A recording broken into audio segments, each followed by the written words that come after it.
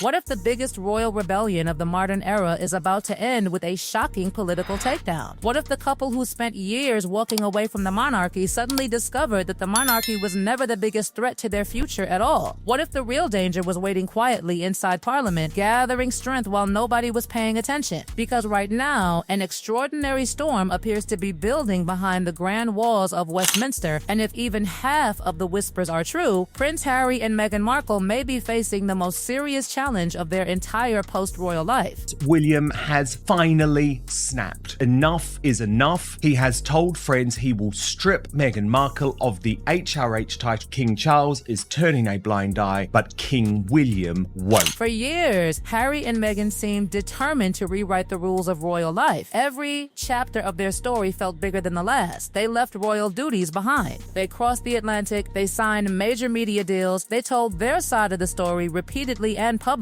Every interview, every documentary, every headline seemed to push them further away from the institution they once represented. Yet there was always one thing they never truly left behind: the titles, the connection, the royal identity that continued opening doors wherever they went. Now that very identity appears to be sitting directly in the political crosshairs. According to growing reports and mounting discussions across Britain, this is no longer simply palace gossip floating through royal corridors. Something much larger appears to be unfolding, something with real political consequences. I did think it would happen. If Harry and Meghan are watching, they should be incredibly concerned, because if it's this simple to take away Prince Andrew's titles, one day it could be this easy to take away Harry and Meghan's title. The irony is impossible to ignore. For years, many royal watchers expected that if Harry and Meghan ever faced consequences, they would come directly from Buckingham Palace. Instead, the pressure now appears to be coming from somewhere entirely different. Parliament, lawmakers, political figures asking increasingly uncomfortable questions. Questions that seem to grow louder with every passing month. Why should royal titles continue carrying prestige if they are used primarily outside the institution that granted them? Why should centuries-old honors remain untouched if they are viewed by some as commercial assets rather than public responsibilities? Those questions are no longer whispered privately. They are being discussed openly. And suddenly, what once looked impossible now feels alarmingly real. No palace rescue, no royal protection, no special exception. Just a growing movement that believes the line between royal service and royal branding has finally been crossed. The atmosphere surrounding this debate feels different from previous controversies. This is not another tabloid scandal destined to disappear within a week. This conversation strikes at the heart of what modern royalty actually means. The deeper lawmakers look, the more difficult the questions become. If royal titles can be monetized while royal responsibilities are rejected, where exactly should the boundary exist? That question appears to be fueling a political storm unlike anything Harry and Meghan have faced before. Harry, Meghan Markle and their children could be set to lose their royal title. Inside Westminster, what began as scattered frustrations reportedly evolved into serious discussions. Discussions about legislation, discussions about reform, discussions that only a few years ago would have sounded completely unthinkable. For generations, royal privileges existed beyond the reach of ordinary political debate. They were treated as sacred territory, untouchable, protected by tradition. But traditions survive only as long as institutions choose to defend them. And according to growing speculation, patience inside Britain's establishment may finally be reaching its breaking point. The pressure keeps building, the questions keep multiplying, and the Sussex name remains at the center of every conversation. Then comes perhaps the most explosive question of all. What happens when lawmakers begin viewing royal titles not as symbols of duty, but as commercial trademarks? Because once that question enters the debate, everything changes. The conversation is no longer about family disagreements. It is no longer about interviews, memoirs, documentaries, or old grievances. It is becoming something much bigger, a constitutional battle disguised as political reform. And if this momentum continues growing, Harry and Meghan could soon find themselves facing a challenge that neither media appearances nor public statements can easily stop. But the deeper this story goes, the less it looks like a battle over titles, and the more it starts looking like a battle over the future of the monarchy itself. Because behind the public debates, behind the carefully worded statements and political discussions, another name keeps quietly surfacing in whispers: Prince William.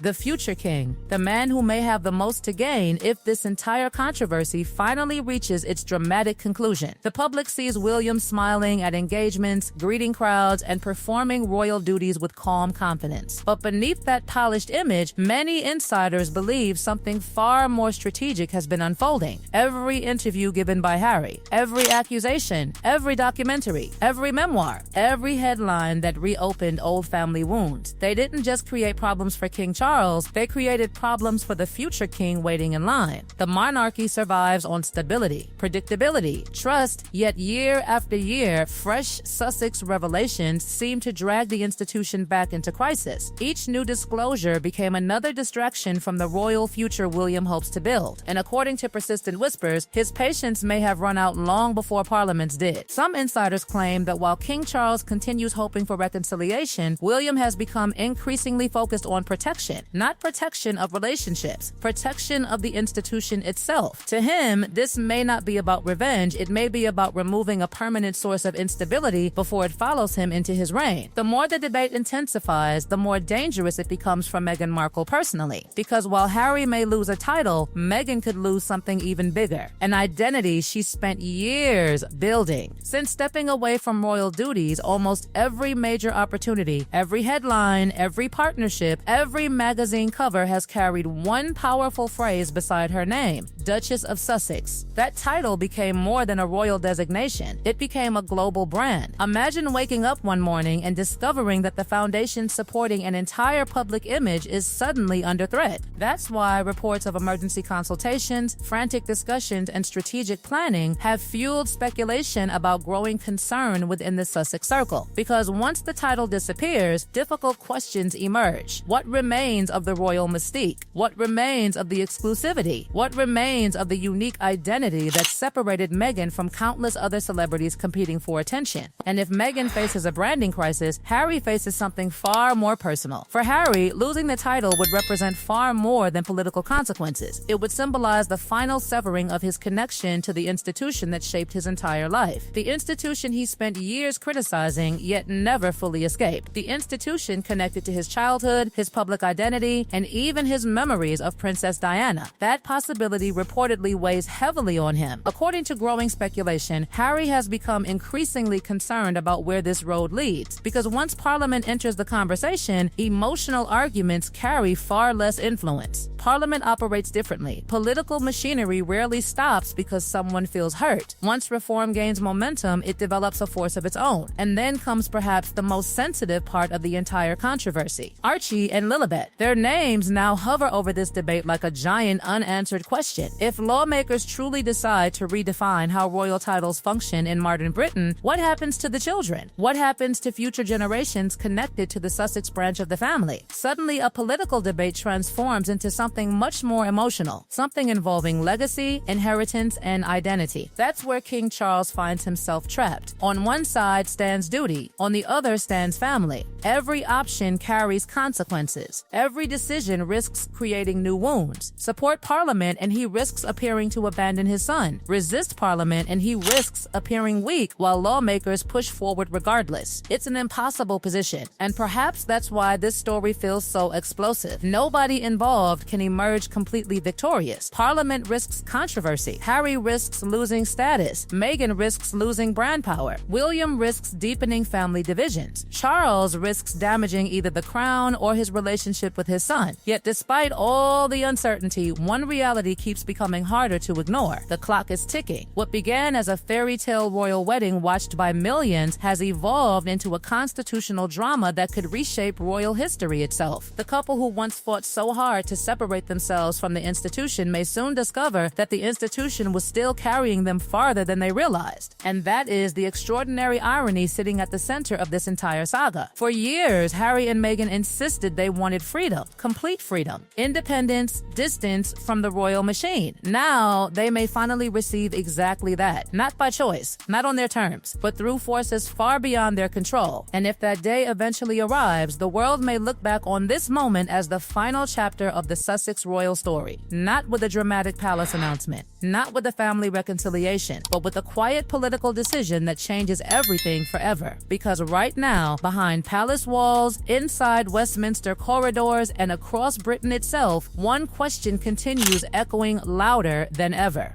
Will Parliament actually pull the trigger? Or is an even bigger royal shock still waiting just around the corner?